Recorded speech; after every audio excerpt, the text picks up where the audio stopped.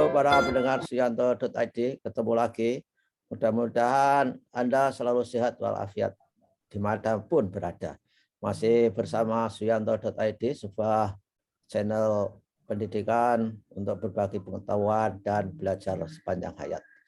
Jangan lupa klik subscribe supaya Anda selalu mendapatkan video terbaru dari Suyanto.id. Kali ini kita bersama Bapak Dr. Tony Toharudin. Beliau adalah Ketua BAN SM di kementerian kita. Bukan kementerian, saya kira BAN SM itu adalah independen, lembaga independen. Jadi pokoknya nggak usah pakai kementerian. Ketua BAN SM begitu saja, seharusnya begitu. Nah, kita sapa dulu narasumber kita, tamu istimewa kita. Assalamualaikum warahmatullahi wabarakatuh, Pak Tony.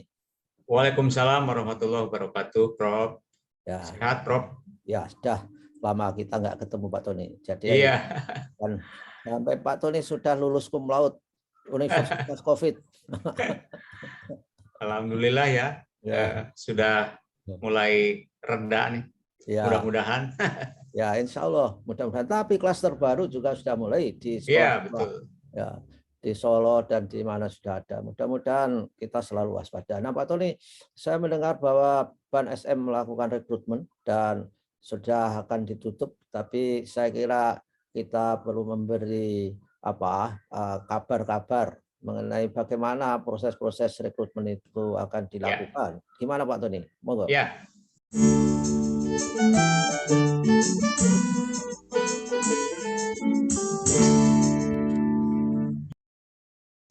Jadi setiap provinsi itu mempunyai masa berlaku yang berbeda untuk kepengurusan Badan Akreditasi Nasional Sekolah Madrasah.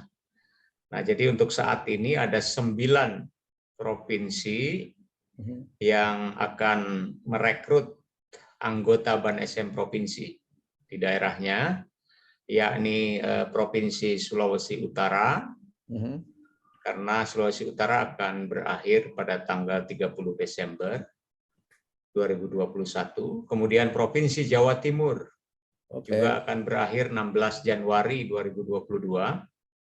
Kemudian Provinsi Sulawesi Barat itu 20 Januari 2022. Kemudian Provinsi Maluku 23 Januari 2022. Kemudian Provinsi Lampung 11 Februari 2022, ya. Provinsi Sulawesi Tengah 19 Februari 2022, Provinsi Bengkulu 27 Februari 2022, Provinsi Gorontalo 16 Maret 2022, dan Provinsi Jawa Barat 23 Maret 2022.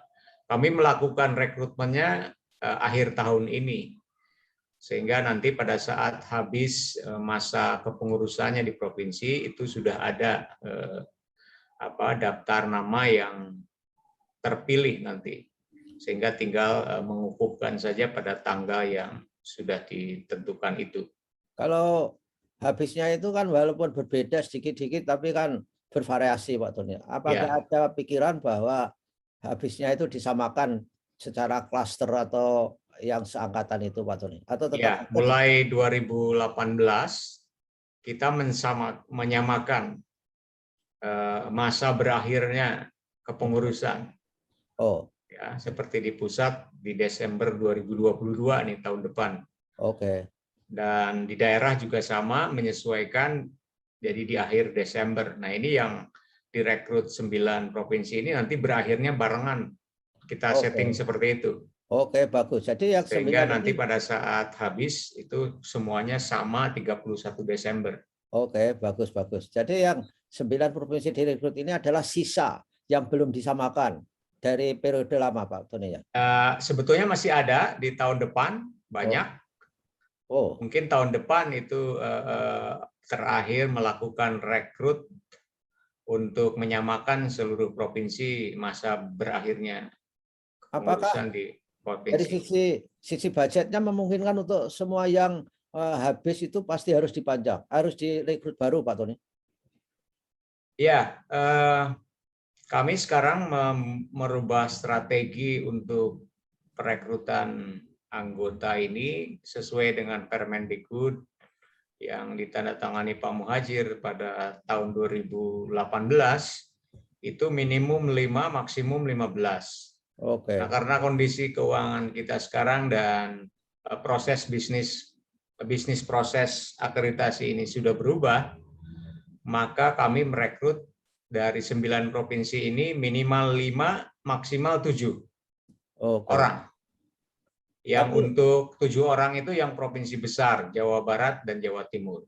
Lainnya 5. Oh, tapi itu pun sebetulnya belum ideal dibanding rasio pekerjaannya, Pak Tony. Iya, kami sebetulnya melakukan strategi itu berdasarkan jumlah sekolah madrasah dan kondisi geografis di masing-masing daerah. Jadi yang jumlahnya banyak, tentunya yang sekolahnya juga banyak, dan juga kondisi geografisnya sangat mendukung terhadap jumlah kepengurusan itu. Oke, tapi kalau misalnya penugasan lintas provinsi, ini tidak pernah bisa dilakukan atau nggak pernah menjadi skenario? Maksudnya gimana, Prof? Misal lintas provinsi, Jawa Timur mengakreditasi Jawa Tengah yang berbatasan. Kami belum membuat strategi seperti itu. Tetapi ada kemungkinan bisa terjadi seperti itu karena kami sekarang lebih memperlihatkan sisi analisis data sekunder untuk performance dari sekolah madrasah. Sehingga mungkin saja nanti ketika melakukan assessment itu bisa lintas provinsi karena sudah dibangun secara sistem. Iya. Ya. Tetapi kalau untuk mengunjungi sekolah madrasah itu tetap pada orang-orang yang berada di provinsinya karena menyangkut pembiayaan yang tidak bisa kita lakukan. Pak Tony, mereka kan yang daftar itu sudah semua masuk ya. Ini yang masuk itu apakah juga apa bisa diinformasikan yang masuk itu ternyata juga kurang dari posisi yang harus direkrut atau berlebih, itu masih ada nggak? Ya, jadi rupanya Prof masih menarik ya menjadi anggota badan independen ini. Ya. Dari 9 provinsi ini sudah banyak Prof yang mendaftar. Jawa Timur itu sudah lebih dari 300 Prof yang daftar. Padahal hanya 7. Hanya 7. Jawa Barat juga demikian. Provinsi-provinsi di luar Jawa Timur dan Jawa Barat juga sudah melebihi target yang kita pastikan, ya, rata-rata lebih dari 60 peserta. Ya. Itu jadi kami sangat leluasa sekali kalau memilih hanya 5 dan 7. Ya, itu hikmahnya bagus tuh, selection rasionya itu bagus sekali. Kita bisa memilih yang the best among the best gitu saya kira. Pak Tony.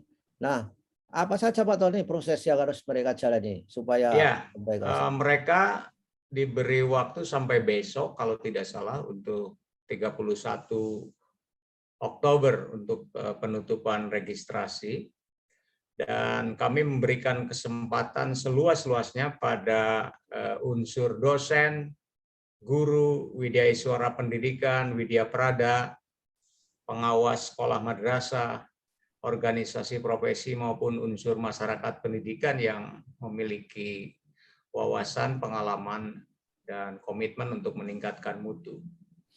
Dan teknisnya mereka registrasi terlebih dahulu sebelum melengkapi dokumen-dokumen yang kita perlukan. Nah, jadi yang terdeteksi sekarang itu sudah sampai pada kelengkapan dokumen-dokumen yang harus disertakan pada proses rekrutmen ini. Ya, dari awal mereka daftar dulu emailnya apa gitu, kemudian nanti sekaligus komunikasinya nanti dengan email yang mereka daftarkan. Kemudian setelah itu mereka melengkapi dokumen-dokumen yang harus dipenuhi untuk proses rekrutmen. Nah, setelah itu nanti kami tanggal 1 sampai 5 itu melakukan seleksi administrasi. Oke. Ya, seleksi administrasi Seleksi cukup administrasi ketat. itu, ini Pak Tony, maaf, seleksi administrasi itu termasuk apakah dia sedang menjabat tidak, itu yang harus diawasi. Betul. Ya, karena jadi ada beberapa persyaratan yang harus dipenuhi.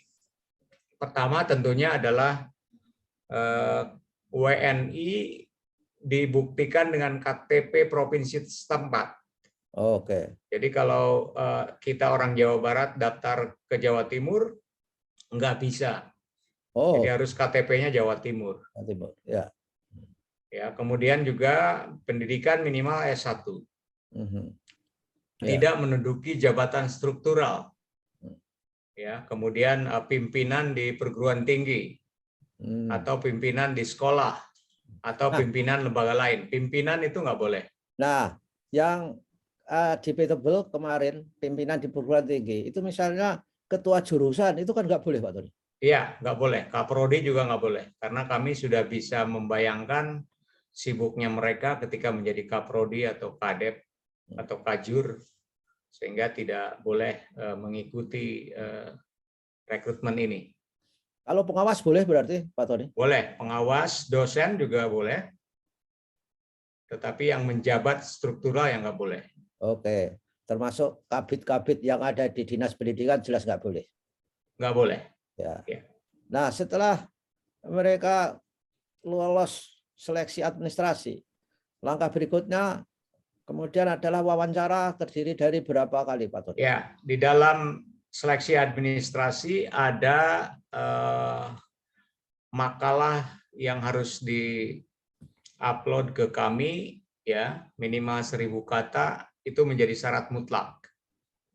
Jadi mereka harus mengupload makalah yang sesuai dengan topik yang kita inginkan, yaitu peningkatan kredibilitas BAN provinsi dalam rangka peningkatan mutu, kemudian pemanfaatan hasil akreditasi untuk meningkatkan mutu pendidikan di daerah, itu topiknya.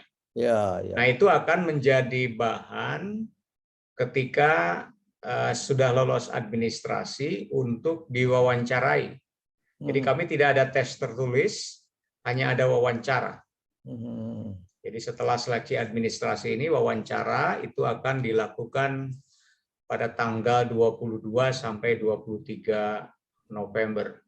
Tergantung kepada jumlah peserta nih. Mungkin kalau jumlah pesertanya banyak, itu bisa harinya bisa nambah. Wah, iya. Ya. Dan kami panselnya itu di daerah juga ada, Prof. Panselnya kami menyurati rektor perguruan tinggi di daerah. Seperti kalau di Jawa Timur kami mengirim surat ke rektor Universitas Negeri Surabaya, di Bandung ke Universitas Pendidikan Indonesia, itu untuk meminta orang untuk sebagai pansel. Oke. Dan sekarang sudah ada semuanya di 9 provinsi ini. Kemudian juga dari Dinas Pendidikan Provinsi. Kemudian dari unsur Kanwil Kemenag. Kemudian dari LPMP. Ya. Ya, dan satu lagi sudah 4 ya, LPMP, Dinas Pendidikan Provinsi, Kanwil Kemenag, perguruan tinggi 4, ditambah 1 ketua tim panselnya dari anggota BAN pusat. Oke. Ini jadi ada 5 Pak, orang. Ini skenario baru Pak Tony dibandingkan yang dulu? Sama sebetulnya. Kalau dulu semenjak 2018 itu SK-nya kepengurusan itu ditandatangani oleh ketua BAN. Kalau dulu oleh gubernur. Nah, sebelumnya ketika oleh gubernur, panselnya dibentuk oleh gubernur. Ya, jadi mereka melakukan rekrutmen sendiri dan didampingi oleh anggota BAN pusat. Nah, kalau sekarang kita yang melakukan perekrutan tim pansel yang terdiri dari 4 unsur tadi. Oke. Kebanyakan mungkin yang mendaftar kebanyakan pria kali, Pak Tony. Ya, belum tentu, Prof. Saya belum lihat, tapi wanita juga banyak sepertinya. Ya, karena siapa tahu karena mobilitas itu. Jadi ya ini tidak bias gender, tapi ibu-ibu itu kan pekerjaannya banyak ya. Jadi ya mudah-mudahan lah. Yang penting kita mendapatkan orang the right man in the right place. Jangan sampai betul. The right man in the wrong place. Itu terjadi. Nah, harapannya apa Pak Tuli? Yang ini pertanyaan terakhir dari seleksi ini yang dicita-citakan BAN apa Pak Tuli? Ya, nanti sebetulnya tupoksinya mereka itu melaksanakan akreditasi dan juga menindaklanjuti rekomendasi yang kita sampaikan ke pemerintah daerah. Jadi orang-orang yang ada di Badan Provinsi harus punya kemampuan dalam hal komunikasi, kemudian juga secara substansi itu bisa melakukan istilahnya pemantauan terhadap tindak lanjut hasil akreditasi itu. Ya. Nah, sehingga pemilihan 5 dari sekian banyak ini kami sangat bangga, sangat bahagia karena kami bisa memilih orang-orang yang terbaik di seluruh provinsi itu. Ya, tentu saja untuk membuat harapan ini bisa jadi kenyataan, kuncinya adalah interviewer itu harus bisa memilih dengan cara yang baik, Pak Tony ya. Ya, betul, Prof. Jadi artinya kita harus punya kriteria-kriteria khusus yang nanti kita akan bahas di internal Pansel ya dalam proses rekrutmen itu. Kan interviewernya kan sudah ada stoknya, nggak perlu ada pelatihan lagi, Pak Tony. Ya, interviewernya nanti tim Pansel bersama para anggota BAN pusat. Jadi nggak ada refreshing untuk mereka? Enggak, Prof. Nanti kita ada refreshing mungkin 2 kali pertemuan sebelum kita melakukan wawancara untuk menyamakan persepsi di seluruh anggota Pansel supaya nanti pada saat wawancara ya hal-hal apa yang digali secara substansi itu bisa semuanya sama, terutama di dalam hal penilaian terhadap mereka semua. Ya. Oke lah. Baiklah Pak Tony, saya kira kita sudah memberi informasi yang bermanfaat bagi para calon asesor. Mudah-mudahan mereka bisa menyiapkan diri dengan baik dan Pansel juga bisa bekerja dengan efektif, dan dengan demikian harapan Pak Tony sebagai Ketua BAN SM bisa menjadi kenyataan. Terima kasih atas kebersamaan Pak Tony dengan Suyanto.id. Sama-sama, Prof. Mudah-mudahan kita selalu sehat walafiat. Amin ya Rabbal Alamin. Insya Allah kita akan menginformasikan lagi proses-proses selanjutnya di channel ini untuk para pendaftar asesor itu. Terima kasih Pak Tony. Assalamualaikum warahmatullahi wabarakatuh. Waalaikumsalam warahmatullahi wabarakatuh.